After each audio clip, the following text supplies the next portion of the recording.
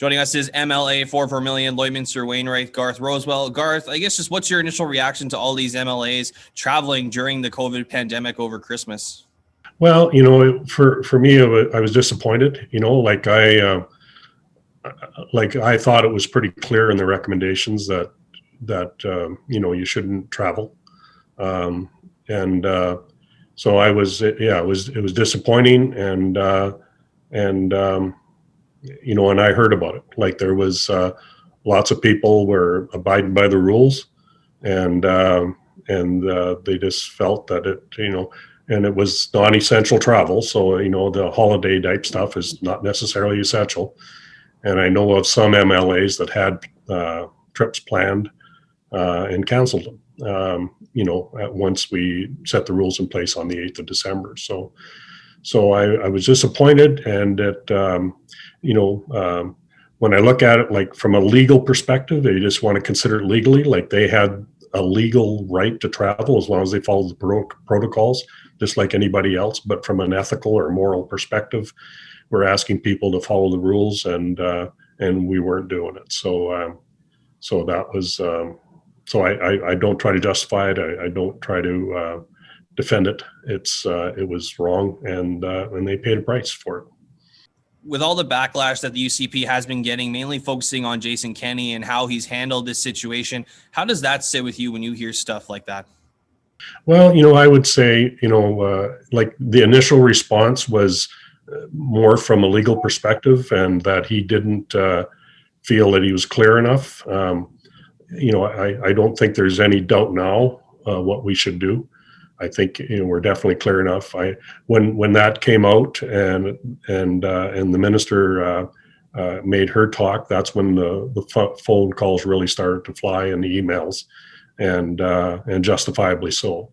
And but we took that information. I passed it on to leadership, like through the weekend.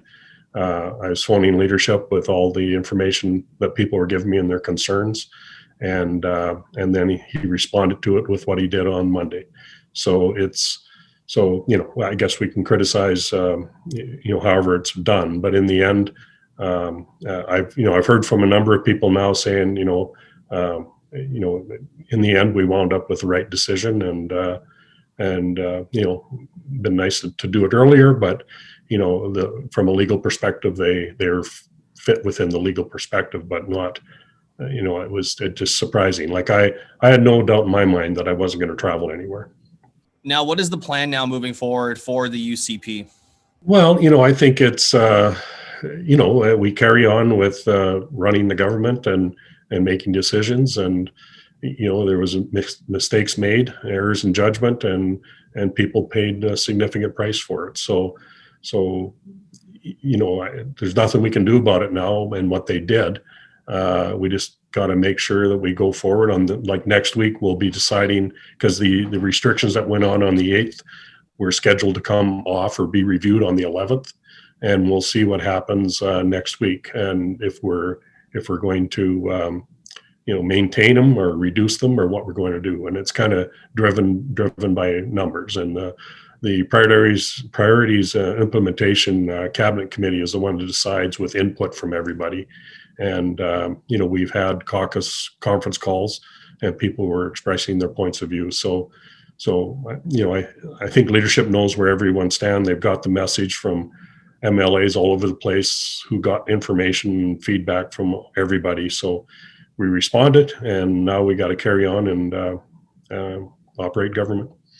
What's the latest front on the vaccine distribution, mainly, Garth, in your constituency? Well, my area, there's like we get the vaccinations, and it's like we're getting lots of calls that way too. People's, well, I want mine right now, and why am I not in the group, like the first group or the second group or whatever? Like we're getting a lot of concern that way, but we only get so much inventory, and the federal government's controlling the inventory. When we get it, I think it gets distributed nicely.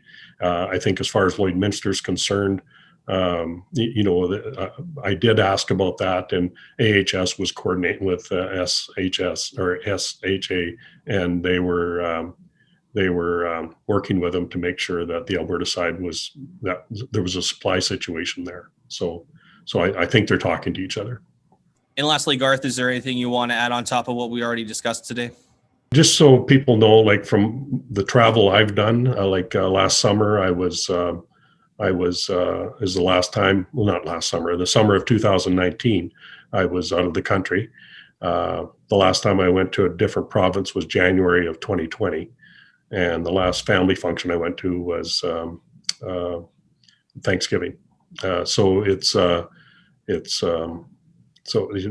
I just want people to know kind of where I've been and what I've been doing. Well, Garth, I really appreciate your time. Thank you very much for joining us today.